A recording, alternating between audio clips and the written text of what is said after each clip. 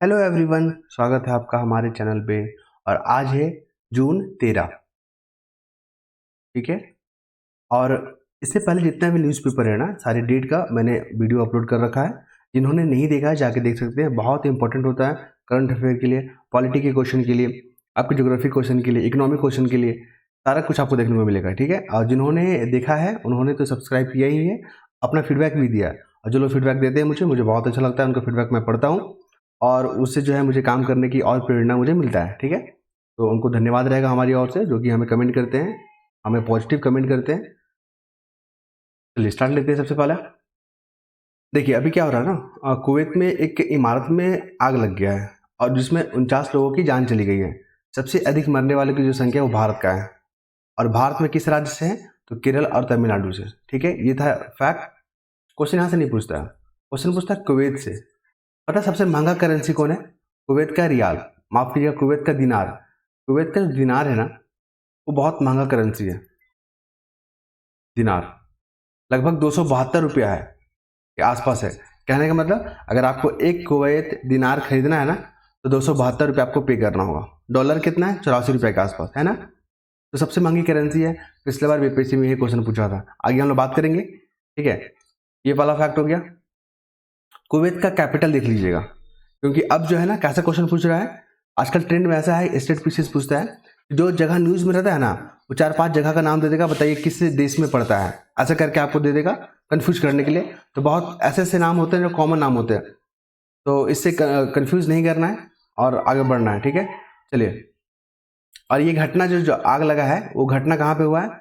देखिए, दक्षिणी Ahmadi government of मफंग क्षेत्र, मंगोफ क्षेत्र, यहाँ पे आग लगा हुआ है। क्योंकि अब जो है ना, कुवैत में तो आग लगा हुआ है, कुवैत वाला नहीं पूछतेगा, बोला कि हाल ही में घटना कहाँ पे घटा था, किस देश में, ऐसे नहीं पूछता।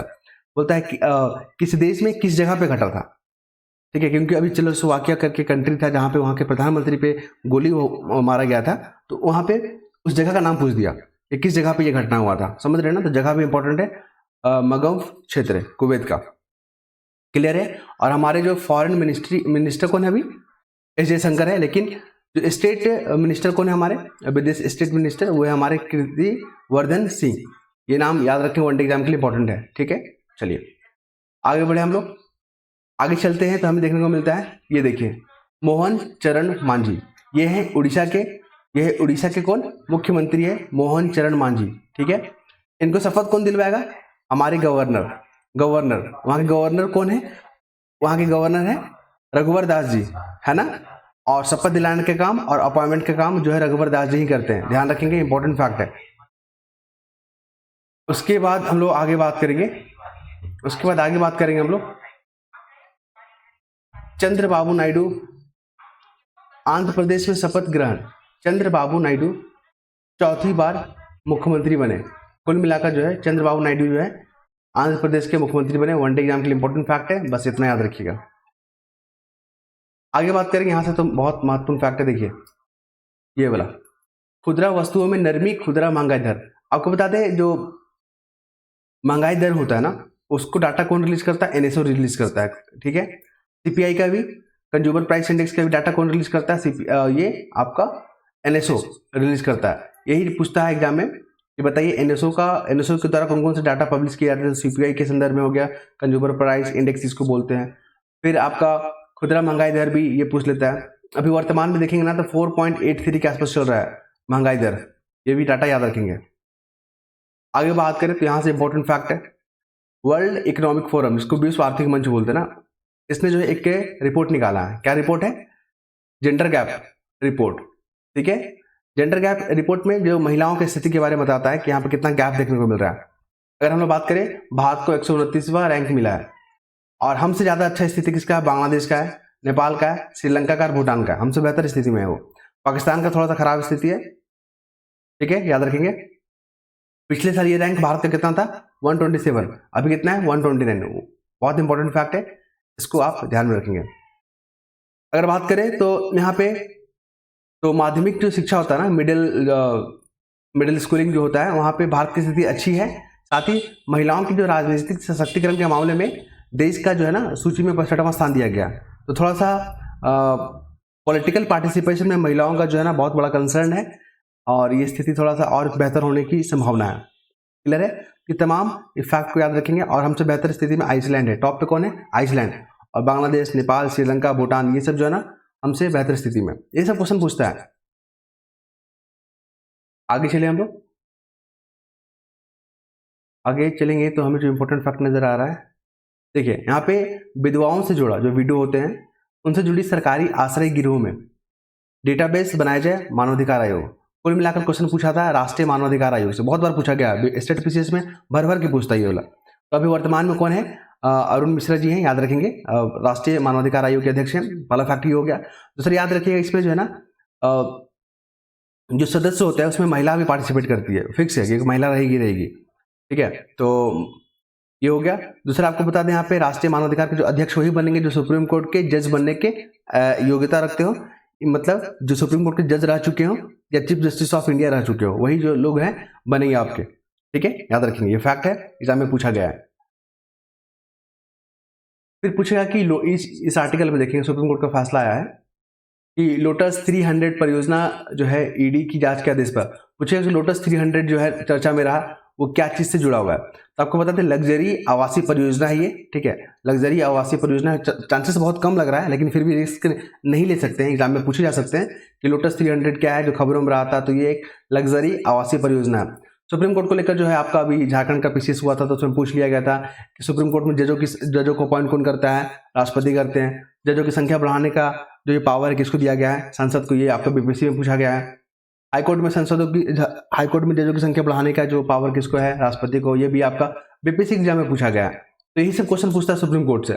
ठीक है, इसलिए मैं तमाम फैक्ट को बार बार रिपीट करता हूं ताकि जो भी हमारे व्यूअर हैं उनको चीजें समझ में आ सके और वो अपने एग्जाम क्रैक करने में अपना जो है मेहनत को लगा सके। ठीक है, क्योंकि क्या पढ़ना से ज्यादा जरूरी है कि क्या छोड़ना होता है, क्योंकि आप सब कुछ पढ़ के नहीं जा सकते हैं, आप सब कुछ याद नहीं कर सकते, लेकिन हाँ जो इंपॉर्टेंट है, जो एग्जाम का ट्रेंड है उसको हम लोग जरूर देख के जा सकते हैं। आइए एडिटोरियल में, बहुत हमारे व्यूअर लोग बोलते हैं कि सर आप एडिटोरियल को पूरा पढ़ दीजिएगा और जो इंपॉर्टेंट जो फैक्ट है, जो क्वेश्चन जो पूछे जाते हैं मेंस में, वो बता दीजिएगा। सबसे पहले देख लीजिए इस आर्टिकल में लोग बात करें इंट्रोडक्शन। कभी भी मेंस आंसर राइटिंग में इंट्रोडक्शन लिखना होता है, तो इंट्रोडक्शन को ऐसा लिखना है जो एग्जामिनर जब कॉपी चेक करे तो आपको पढ़ के उसको अच्छा लगे। ठीक है, तो आप वसुधैव कुटुंबकम की बात यहाँ पे कर सकते हैं कि भारत जो है वसुधैव कुटुंबकम के प्रिंसिपल को मानता है, वो पूरा विश्व को एक ही जो है एक परिवार की तरह मानता है और इसी प्रिंसिपल पे वो आगे बढ़ रहा है। ठीक है, खुद तो आगे बढ़ रहा है और विश्व को भी जो है एक साथ जोड़ने का भी काम कर रहा है। जैसे कि आप देख सकते हैं ग्लोबल साउथ, जो जितना भी डेवलपिंग कंट्री है ना या अंडर डेवलपिंग कंट्री, उसका जो है लीड भारत करता है। क्लियर है? यहाँ पे सर्वे भवन्तु सुखिनम, सर्वे संतु निरामया, सर्वे भद्राणी पश्यन्तु कसिचज दुखभाग।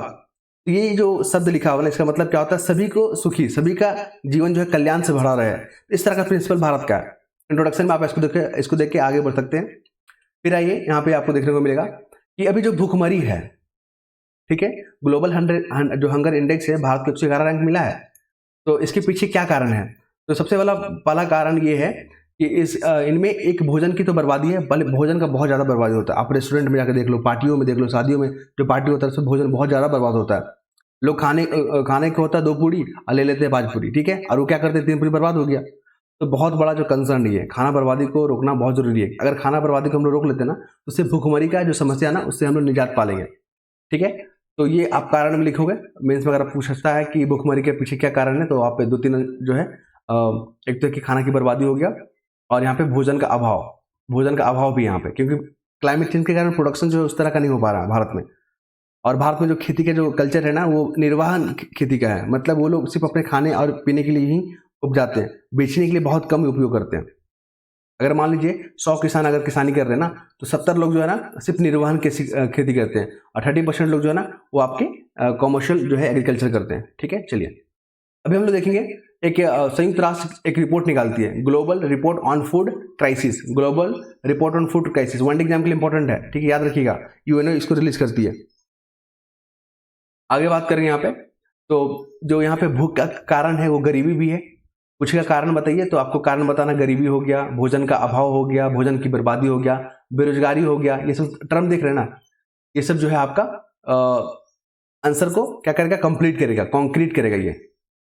फिर आइए यहाँ पर देखिए वन डे एग्जाम के लिए वैश्विक भूख महामारी जो सूचकांक है, वैश्विक भूख जो सूचकांक है, भारत को 111वां रैंक दिया है, जो कि बहुत बड़ा कंसर्न है, ऐसा नहीं होना चाहिए। देखिए, एक तरफ भारत जो डेवलप कर रहा है, एक तो हमारी विदेश नीति हो गया, कूटनीति हो गया, रक्षा प्रणाली हो गया, हमारे लोकतांत्रिक मूल्य हो गया, साहित्यिक के क्षेत्र में हो गया, संस्कृति कल्चर हमारा हो गया, इन तमाम क्षेत्रों में भारत आगे बढ़ रहा है। लेकिन जब देखते हैं भूखमरी के मामले में, तो ये डाटा जो कहीं ना कहीं हमें असंतोष प्रदान करता है, जो कि सही नहीं है। भारत जो है अभी वर्तमान में 5th लार्जेस्ट कंट्री है, 5th लार्जेस्ट कंट्री है, लेकिन फिर भी भूखमरी का जो आंकड़ा है ना, डेटा है ना, वो संतोषजनक नहीं है। तो इस तरह के क्वेश्चन फ्रेम करेगा आपसे ट्विस्ट करके, ठीक है। लेकिन आपको बताना कि क्या चैलेंजेस है, भारत के सामने क्या क्या चैलेंजेस आ रहे हैं। एक और रिपोर्ट है यूएनईपी के द्वारा रिलीज किया था, यूनाइटेड नेशन एनवायरमेंट प्रोग्राम के द्वारा, क्या नाम है, खाद्य बर्बादी सूचकांक को रिलीज करता है, यूएनईपी रिलीज करता है, ध्यान रखेंगे आप इसको। देखिए, एक और डेटा यहाँ पे है, आप मेंस में इसका यूज करेंगे कि जो खेती होता है ना, खेती से थाली तक जो आप देख रहे हो ना, खेत से जो है थाली या प्लेट तक पहुंचने में लगभग 13% जो भोजन बर्बाद हो जाता है। तो इसको रोकना चाहिए।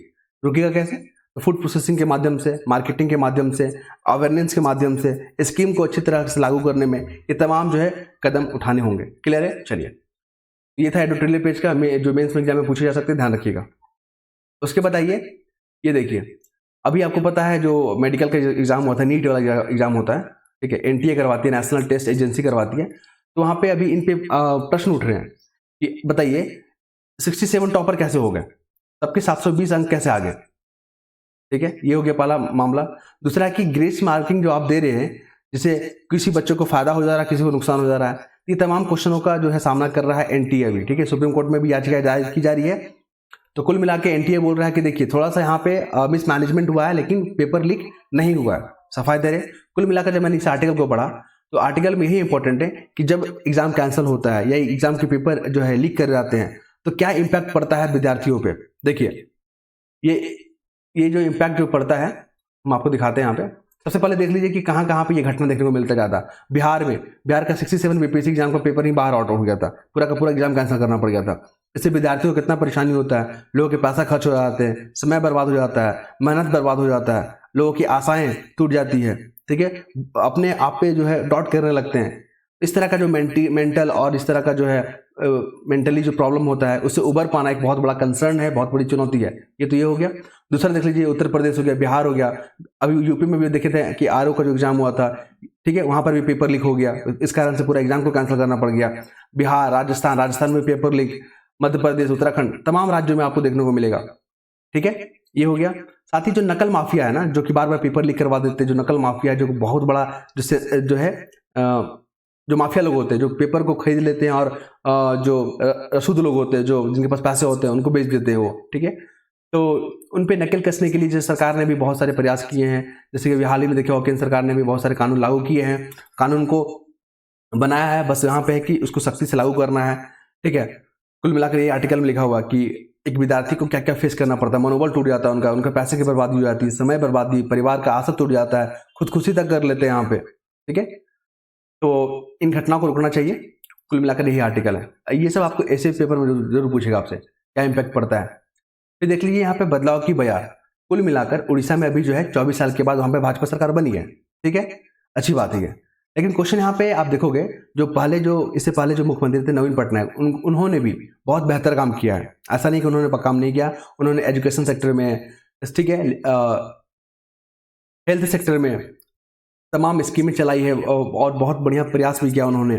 साथ ही कई ऐसे जो डेवलपमेंट प्रोग्राम चलाए हैं, जिससे कि राज्य को गरीबी से, बेरोजगारी से उबरने में काफ़ी यहाँ पे हेल्प हुआ है, ठीक है। कुल मिलाकर ये हो गया।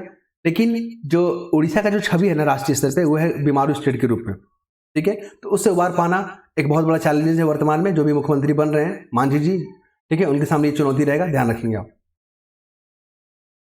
आगे बात करेंगे हम लोग, तो आईआईटी मुंबई और आईआईटी दिल्ली है, जो वर्ल्ड का जो 150 यूनिवर्सिटी है ना, उसमें जो है आईआईटी दिल्ली और आईआईटी मुंबई शामिल है, ध्यान रखिएगा। और टॉप पे कौन है? एमआईटी, जो वर्ल्ड का होता है ना, Massachusetts institute of technology, MIT, ध्यान रखेंगे आप। अभी वर्तमान में देखोगे ना, तो यहाँ पे जो नीट का एग्जाम हुआ था, एनटीए जो एग्जाम ले रही थी, लगभग 355 सरकारी कॉलेज है और सीट कितना है? 52,000 के आसपास। 52,000 सीट है, 355 सरकारी मेडिकल कॉलेज है, ठीक है। और संख्या कितने रहते हैं लोग यहाँ पे? लाखों में जो है यहाँ पे फॉर्म अप्लाई किया जाता है। अगर आप जनरल कैटेगरी से हैं तो 600 प्लस आपको मार्क्स लाने होंगे, ओबीसी कैटेगरी में है तो 575 मार्क्स लाने होंगे कम से कम, तब जाके आपको गवर्नमेंट कॉलेज में आपको यहाँ पे सीट मिलेगा। फिर अगर आप ST SC में है तो 480 475 जैसे अंक आपको प्राप्त करने होंगे। ठीक है, चलिए अगर हम लोग बात करें अगले मुद्दे पे, हम लोग समय कितना हो गया, मैं मुझे दिख रहा है 15 मिनट हो गया ना, कोई बात नहीं, इंपॉर्टेंट आर्टिकल है, इसको स्किप नहीं कर सकते। सबसे पहले देख लीजिए यहाँ पे राष्ट्रपति जी के बारे में बात कर रहा है। यहाँ पर राष्ट्रपति जी ने जो लाल किला पे हमला हुआ था ना, उसके जो आतंकी था उस वहां ने पटिशन लगाया है, मर्सी पटिशन, कि हमें माफ कर दिया जाए। ठीक है, लेकिन यहाँ पे राष्ट्रपति जी ने इनको ठुकरा दिया। आपको याद रखिएगा आर्टिकल 72 अनुच्छेद 72 हमारे संविधान का, ये राष्ट्रपति जी को पावर देता है कि कोई भी अगर अपराध करता है ना तो उसको क्षमा करने का इनके पास पावर है, और यही पावर राज्य के राज्यपाल को भी है। आर्टिकल 161 याद रखेंगे, मर्सी पटिशन। लेकिन कुछ फर्क है, यहाँ पे गवर्नर को जो है ना मृत्यु जो दंड मिलता है ना किसी को, उस पर हस्तक्षेप नहीं कर सकता है, कोर्ट मार्शल में हस्तक्षेप नहीं कर सकता गवर्नर, लेकिन राष्ट्रपति सभी मामले में इंटरफेयर करेंगे। फिर यहाँ पे जब मैंने पूरा आर्टिकल पढ़ा तो आर्टिकल 32 के बारे में जिक्र किया गया। मान लीजिए आपका फंडामेंटल राइट का वायलेशन होता है ना, तो आप सीधा आर्टिकल 32 का जो यहाँ पे आधार पे आप सुप्रीम कोर्ट जा सकते हो, और सुप्रीम कोर्ट जो है आपको न्याय प्रदान करेगा। याद रखिएगा आर्टिकल 32 और आर्टिकल 226 ये हाईकोर्ट को पावर दिया गया हमारे अधिकारों को रक्षा करने के लिए, और 32 के तहत सुप्रीम कोर्ट को पावर दिया गया। क्लियर है? ये सब क्वेश्चन बहुत बार पूछे गए हैं, आप लोग इग्नोर बिल्कुल मत कीजिएगा, तुम देखते रहिए सबको।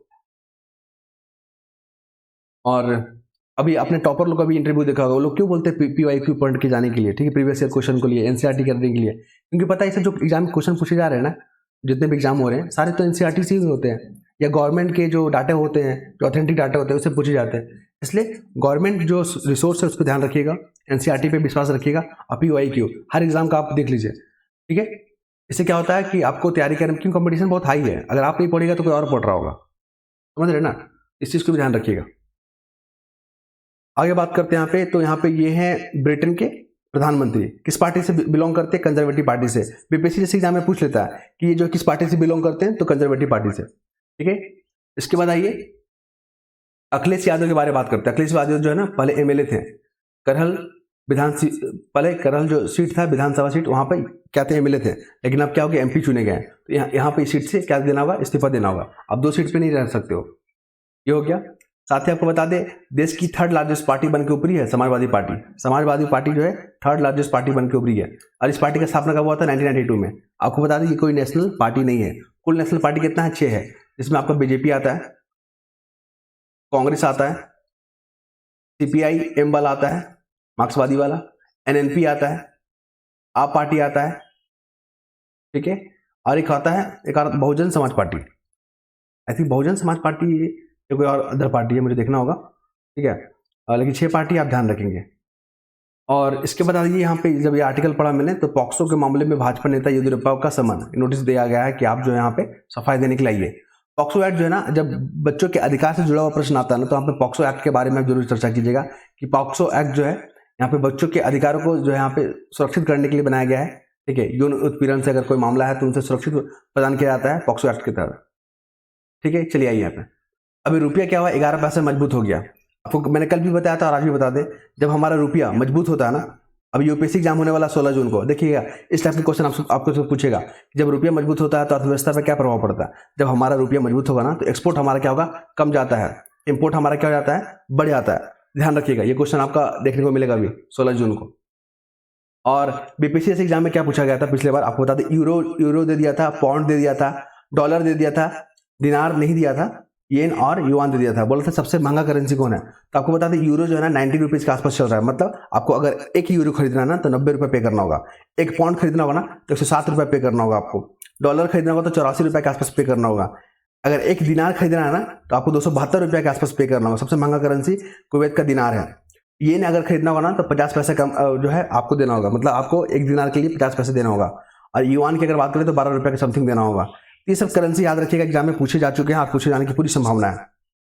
फिर आइए यहाँ पर देखिए, हम लोग पढ़ेंगे ग्लोबल वार्मिंग के बारे में, हम लोग पढ़ेंगे ग्रीन हाउस गैस के बारे में क्या होता है। देखिए ग्रीन हाउस गैस में सबसे ज़्यादा जो कंट्रीब्यूशन है कार्बन डाइऑक्साइड का है, मीथेन का है, नाइट्रस ऑक्साइड का है। आपका वाटर वेपर भी आपका ग्रीन हाउस गैस में ही आता है। कुल मिलाकर जब मैंने इस आर्टिकल को पढ़ा तो नाइट्रस ऑक्साइड जो है ना, एक ग्रीन हाउस गैस है जो कि आप देख रहे हो टेम्परेचर बढ़ा हुआ बहुत गर्म महसूस हो रहा है, N2O के कारण भी हो रहा है वो। सबसे ज़्यादा जो चीन निकालता है, उसके बाद आता है भारत, थर्ड नंबर पर आता है अमेरिका, ठीक है। और यहाँ पे क्या इंपॉर्टेंट फैक्ट है, तो 10 शीर्ष देशों में चीन हो गया, अमेरिका, भारत, ब्राजील, ये तमाम देश जो है ना यहाँ पे N2A क्या करते हैं, रिलीज करते हैं, नाइट्रस ऑक्साइड। इससे क्या होता है, हमारा मिट्टी, हमारा पानी, हमारा हवा दूषित हो जाता है, ओजोन लेयर को भी नुकसान पहुंचता है, तो हमें फिर हमारा इन्वायरमेंट जो यहाँ पे खराब हो जाता है, समझ रहे ना। तो इस सब मेंस में आपको पूछेगा, ध्यान रखिएगा इन्वायरमेंट टॉपिक से।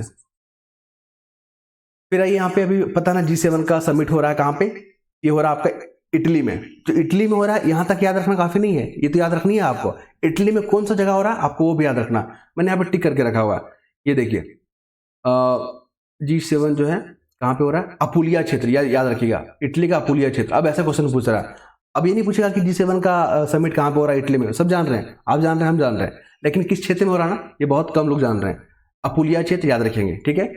अभी भारत इसमें जो यहाँ पे भाग लेगा, भारत इसका मेंबर नहीं है G7 का, लेकिन जो मुद्दे जो यहाँ पे रहेगा ना, जो एजेंडा रहेगा वो Russia Ukraine war, Israel Hamas war, ठीक है, जियो पॉलिटिक्स रहेगा यहाँ पे भारत और कनाडा के बीच में जो विवाद है उग्रवादी आतंकवादी को लेकर, उस पे भी मुद्दा यहाँ पे छाया रहेगा। तो मेंस में जो है आपका बीपीएससी जैसे एग्जाम में आपको इंटरनेशनल रिलेशन से जब क्वेश्चन पूछेगा ना, तो यही पूछेगा कि G7 का जो है भारत के जियो पॉलिटिक्स पे या अर्थव्यवस्था पे क्या प्रभाव पड़ेगा, देखने को मिलेगा आपको, ठीक है। चलिए, G7 में कुल 7 मेंबर है, ये भी याद रखेंगे आप। और यहाँ पे भारत जो है ना इन मुद्दों को सुलझाने के लिए जो कूटनीतिक और संवाद का बेहतर उपाय बताता है कि आप जो है ना बातचीत से आप मसले को हल करें। यहाँ पे जो है ना इस युग में आप युद्ध नहीं कर सकते हो, क्योंकि ये युग जो है ना युद्ध का नहीं है, क्योंकि सबके पास हथियार है। अगर कुछ भी अगर आप करते हो एक्टिविटी ना, तो दूसरा आप पे हमला करिए कहीं करेगा, तो तीसरा पार्टी इन्वॉल्व होगा ही होगा, तो आप अगर युद्ध कर ही नहीं सकते हो। यहाँ पे आज सब कंट्री जो है मजबूती की स्थिति में है, क्लियर है। चलिए, यहाँ पर देखेंगे अमेरिका ने रशिया पे जो है ना 300 से अधिक प्रतिबंध लगा दिए हैं। तो ऐसे स्थिति में आप समझ रहे हो, प्रतिबंध लगा दिए हैं, फिर भी भारत जो है रशिया से तेल खरीद रहा है। क्यों? क्योंकि अमेरिका को बोल रहा है कि हमें जो है ये 10 रुपया, मान लीजिए एग्जाम्पल बता रहे हैं आपको, ये 10 रुपये में प्रोवाइड कर रहा है, आप हमको 10 रुपये में दे पाएंगे? नहीं दे पाएंगे। तो फिर हम बताइए हम कहाँ से खरीदेंगे? रशिया से न खरीदेंगे, क्योंकि हमारे यहाँ गरीबी है, हमारे यहाँ गरीबी पॉपुलेशन है, हमारे यहाँ फूड सिक्योरिटी का मामला है, हमारे यहाँ किसान को भी यहाँ पे गरीब किसान है, तो उनको हेल्प करना होगा ना, तो हमें तो सस्ता में चाहिए। अगर आप दे सकते हैं तो दीजिए, नहीं तो हम इसी से खरीदेंगे रशिया से। तो आप इसको ध्यान रखेंगे। इसलिए अमेरिका जो है भारत को छूट देता है, क्योंकि भारत को इग्नोर कोई नहीं कर सकता। भारत का बार्गेनिंग पावर इतना बढ़ चुका है ना, वो चाहे तो वो कम ही में ले सकता है। ये सब हुआ कैसे? भारत जो है हर क्षेत्र में प्रगति कर रहा है। फिर देखिए यहाँ पे अमेरिका यूक्रेन के बीच में युद्ध हो रहा है ना, माफ कीजिएगा, यूक्रेन और रशिया के बीच में। तो अमेरिका ने जो है ना यूक्रेन का सपोर्ट करने के लिए एक जो है पेट्रियाट मिसाइल प्रदान किया है। वन एग्जाम में पूछ सकता है कि पेट्रियाट मिसाइल जो है अभी हाल ही में किस देश ने किसको सौंपने का बात किया? तो अमेरिका ने यूक्रेन को, ठीक है। खार्किव क्षेत्र याद रखिएगा, ये यूक्रेन का क्षेत्र है, ठीक है, जो कि युद्ध के कारण जो काफी चर्चा में रहा है। उसके बाद आइए नोबेल पुरस्कार विजेता मोहम्मद यूनुस खान, इस पे जो है ना अभी आरोप चल रहा है कि ये भ्रष्टाचार किए हैं, पैसा का गबन किए हैं, ठीक है, इन पे आरोप चल रहा है। तो मोहम्मद यूनुस खान को जो है 2006 में जो है नोबेल प्राइज मिला था शांति का। किसका? शांति के क्षेत्र में। क्यों? क्योंकि ये सेल्फ हेल्प ग्रुप में ना माइक्रो फाइनेंस का जो कॉन्सेप्ट जो इंट्रोड्यूस किया था इन्होंने, ठीक है। फिर देखिए यहाँ पे पाकिस्तान का न्यूज है। देखिए पाकिस्तान हमारा पड़ोसी देश है, कहते हैं ना कि दोस्त बदले जा सकते हैं, पड़ोसी नहीं। तो उसी को ध्यान में रखते हुए पाकिस्तान के बारे में जानकारी रखना है। पाकिस्तान का जो अर्थव्यवस्था है ना, वो पूरा का पूरा कृषि प्रधान अर्थव्यवस्था है। और यहाँ पे एक आंकड़ा दिया गया है कि सबसे ज्यादा गधा की जो संख्या है ना, कहाँ है? पाकिस्तान में। लगभग 59 लाख हो गई है। क्वेश्चन पूछा जा सकता है वनडे एग्जाम में, सबसे ज्यादा गधों की संख्या कहाँ पे है? ये पाकिस्तान में है, ठीक है, ध्यान रखेंगे आप। और इसके बाद हम लोग नेक्स्ट आगे बढ़ेंगे, तो हमें जो इंपॉर्टेंट फैक्ट देखने को नजर आ रहा है, मैंने यहाँ पर टिक करके रखा हुआ है। देखिए यहाँ पे पिछले बार अभी जेपीसी का एग्जाम हुआ था, सीडीपीओ का, डायरेक्ट क्वेश्चन पूछ लिया। जब मैंने इस आर्टिकल को पढ़ा तो पूछा कि नीति आयोग का उपाध्यक्ष कौन है? सुमन बेरी, यही क्वेश्चन पूछ दिया। 2 दिन पहले एग्जाम हुआ था। तो आप समझ रहे ना कितना आर्टिकल न्यूज को आप स्किप नहीं कर सकते हो, इसलिए मैं बार बार चीजों को रिपीट करता हूँ।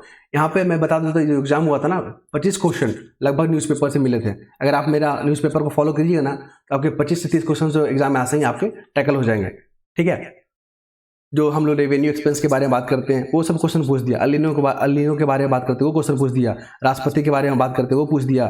इम्पीचमेंट के बारे में बात किया, वो पूछ दिया। सुप्रीम कोर्ट में जजों की अपॉइंटमेंट कौन करता है, ये सब क्वेश्चन पूछ दिया, ठीक है। फंडामेंटल राइट क्या होता है, डीपीएसपी क्या होता है, ये सब जो पढ़ाते हैं हम लोग डिस्कस करते हैं, सारे क्वेश्चन उसमें देखने को मिला।